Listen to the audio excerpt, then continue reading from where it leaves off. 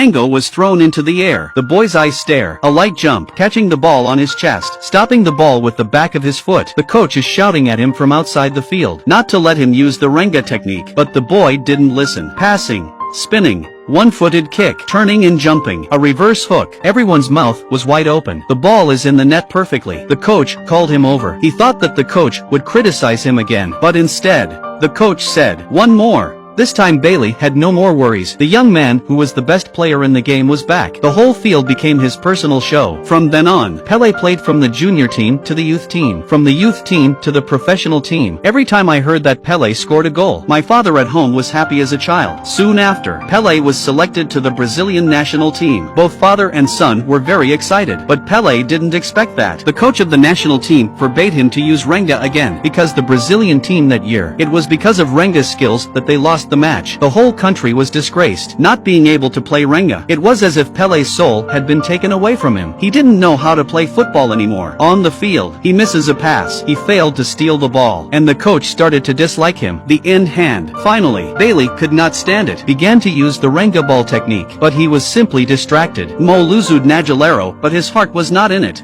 F truio luzu uasiliant, but his heart wasn't in it. But he's simply not in his mind. Just when he was passing, Dio luzu brasileiro, he fumbled and fell to the ground DRC. With a serious knee injury, he became the opposite of the whole team. He was accused of being a bad player. But the World Cup match started. The coach had no choice but to bring him into the game. As a backup player, the Brazilian team had a very unfavorable schedule. 3 of the main players were injured, unable to play. Against USSR, the coach had to use the spare players. Pele finally got a chance to play, but he had no experience in this kind of competition.